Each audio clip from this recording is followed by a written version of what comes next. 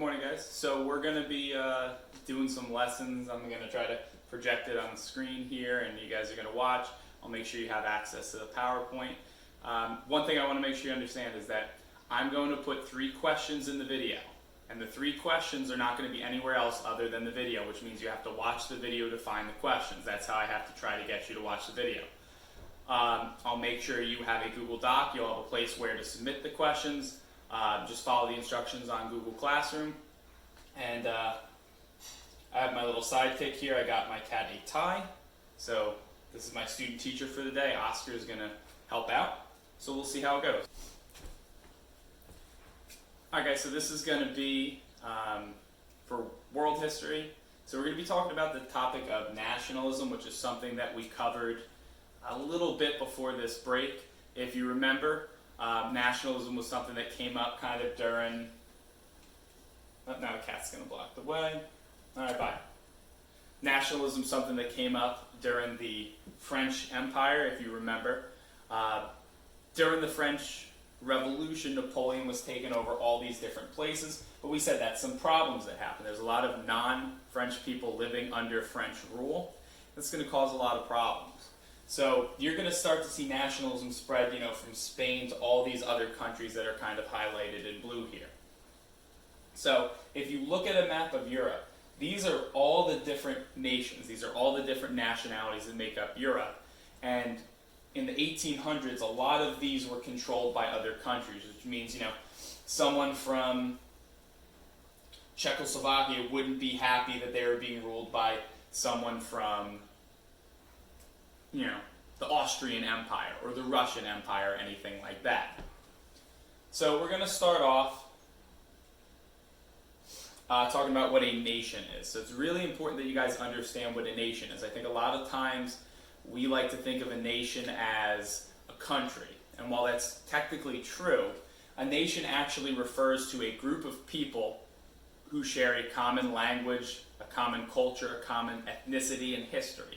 So a nation is actually referring to the people that make up that country, not the country itself. So Spain is not what we're talking about as a nation. We're talking about the Spanish people are a nation. All right? French people are a nation, not France, not Spain. Okay? I hope you understand that. It's the actual people. It's a group of people who share these qualities.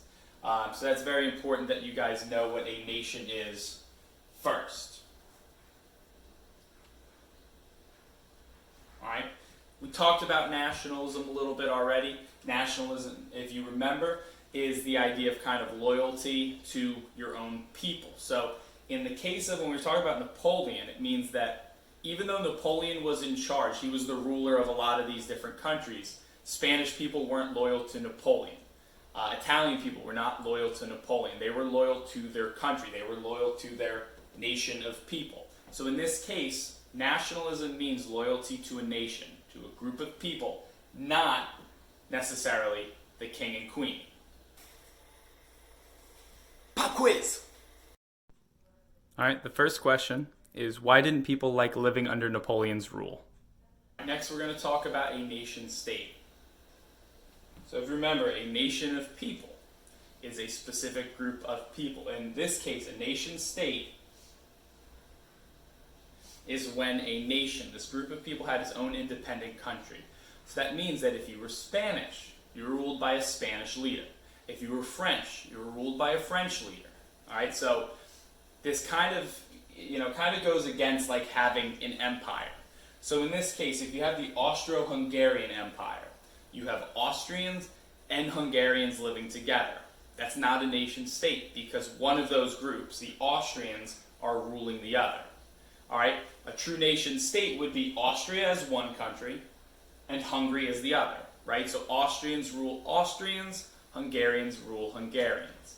All right, a country like France would be a nation state because it's a French leader and then the French people. All right, again, an empire, something like the Ottoman Empire, not going to be a nation state. And I think we have it on the next slide here. So the Ottoman Empire, if you took Greece, for example, so this is the Ottoman Empire, everything in orange. Here's Greece. So Greece is going to be just a small part of the Ottoman Empire, but if you're Greek, you don't have your own leader. You have an Ottoman leader. You have someone from Turkey basically ruling you. So that is not a nation state. Remember, a nation state is French people, French ruler. Spanish people, Spanish ruler. Greek people, Greek ruler. All right, not 20 different groups mashed into one. Okay? So now, there's going to be a lot of revolutions that take place during this time period of history. So you're going to have countries like, the laser pointer doesn't work any better at home than it does at school. The Belgians revolted against the Dutch to try to gain independence. You're going to have Italy, you're going to have some states start to kind of unify. So nationalism is going to start bringing people together. You have the people in Poland, you have Polish citizens try to break away from Russia. So there's actually a lot of ways that nationalism can unite people together, or it can break a country apart. Pop quiz. The second question is, give an example of a country breaking up because of nationalism or uniting together because of nationalism. You might find one in the PowerPoint, or you might need to look it up. Okay, so just to review, a nation is an individual group of people. This is nationalism, right?